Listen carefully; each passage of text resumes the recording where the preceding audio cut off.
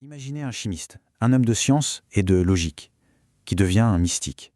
Un homme convaincu que les plus grands secrets de l'univers sont là, gravés dans les pierres d'un temple égyptien. C'est l'histoire de René Schwaller de Lubitsch, un personnage, disons-le, plein de contradictions. Et c'est ça, le grand paradoxe de sa vie. Comment est-ce qu'on passe d'un laboratoire à la métaphysique de l'Égypte ancienne? Comment un esprit aussi scientifique peut-il tout plaquer pour déchiffrer ce qu'il pense être un savoir sacré? Eh bien, c'est ce qu'on va essayer de comprendre ensemble. Alors, pour se repérer un peu dans ce parcours hors du commun, voilà quelques dates clés. On part de sa naissance en 1887, on passe par cette expérience un peu folle à Suolia en 22, et on arrive à ces années cruciales à Luxor. Ce qu'on voit tout de suite, c'est une trajectoire qui s'éloigne de plus en plus de la science pour plonger tête la première dans le symbolisme. Voilà le grand écart. D'un côté, on a le scientifique pur et dur, l'ingénieur chimiste tout droit sorti de la rigueur de l'école normale supérieure. Et de l'autre, le métaphysicien, complètement fasciné par la pensée hermétique, par les symboles de l'Égypte.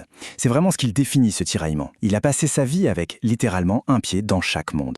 Alors qui est-il au fond, ce René Schwaller? Bon, déjà il naît René Adolphe Schwaller, fils de pharmacien, donc pas du tout un aristocrate. Le de Lubitsch, ça lui vient d'un ami poète. C'est un cadeau en quelque sorte, et rien que ça, ce geste, ça nous en dit long sur son amour du symbole, non?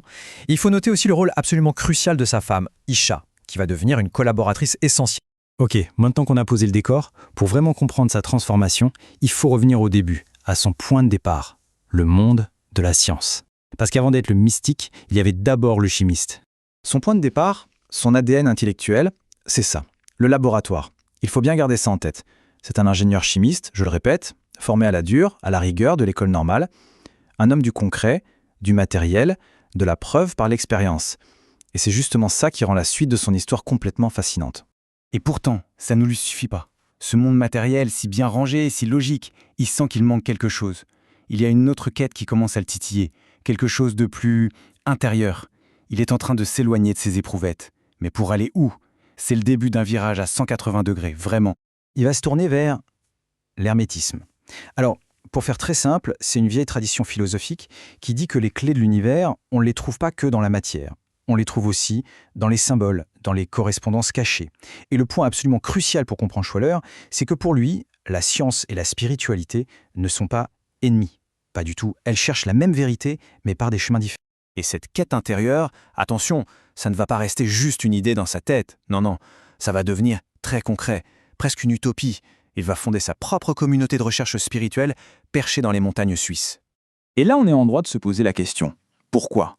Pourquoi est-ce que cet ingénieur brillant plaque tout pour aller s'isoler dans les Alpes et créer une sorte de communauté quasi monastique? Qu'est-ce qu'il allait chercher là-haut à Suolia? Eh bien, entre 1922 et 1928, ce lieu, Suolia, va devenir son nouveau laboratoire. Un laboratoire pour l'esprit. Il va même prendre un nom mystique, Aior. Et là-bas, il développe une idée qui va le suivre toute sa vie. L'idée que l'artisanat, le travail manuel bien fait, c'est une voie vers le spirituel. C'est une façon de vivre ses idées, de les rendre réelles. C'est aussi à ce moment-là qu'il écrit des livres qui vont faire parler de lui. D'un côté, ils vont lui donner une sacrée réputation dans les cercles ésotériques, et de l'autre, ils vont créer pas mal de polémiques. C'est des textes, disons, denses, complexes, qui signaient vraiment sa rupture avec le monde scientifique classique. Mais attention, l'aventure en Suisse, ce n'était qu'une étape. Sa grande quête, elle va l'emmener beaucoup, beaucoup plus loin. Vers le projet qui va devenir l'obsession de toute une vie. Son chef-d'œuvre, le décodage du temple de Luxor. Et le voici, Luxor. Pour le commun des mortels, c'est une ruine archéologique magnifique. Mais pour Schwaller, c'est bien plus que ça. C'est le but ultime de sa quête. C'est l'endroit où, il en est persuadé, la science et la spiritualité des Égyptiens se rencontrent, gravées à même la pierre. Et quand je dis que c'est une obsession, son engagement est total. 12 ans. Il va passer 12 ans sur place, à vivre quasiment au pied du temple, à le mesurer sous toutes les coutures, à le dessiner, à l'étudier, pour essayer d'en percer les secrets. 12 ans, ça donne une idée de l'ampleur du projet. Et il ne fait pas ça tout seul dans son coin. Il fonde ce qu'on appelle le groupe de Luxor. Il s'entoure d'une équipe avec même d'anciens égyptologues. Leur méthode, c'est ce qu'il appelle l'égyptologie symboliste. Et l'idée de base, c'est une conviction. Dans ce temple, rien, absolument rien n'est laissé au hasard. Chaque proportion, chaque alignement, tout est un message. Et on en arrive à sa thèse principale.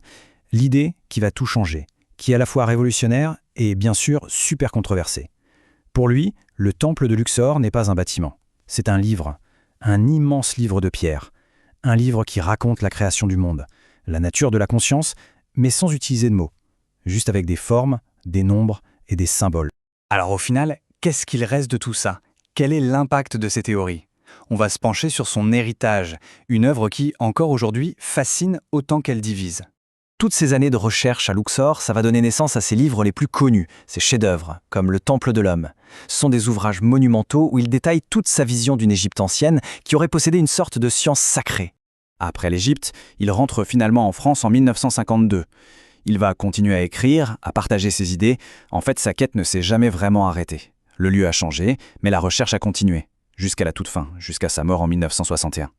Et on termine là-dessus avec cette question qui reste totalement ouverte. Alors, Schwaller du Lubitsch, visionnaire de génie qui a vraiment percé un secret millénaire, ou mystique qui a simplement vu dans les pierres de Luxor ce qu'il avait envie d'y voir? Au fond, son histoire nous met face à ce choix. Était-il un découvreur ou un inventeur? La réponse, finalement, se trouve peut-être un peu entre les deux.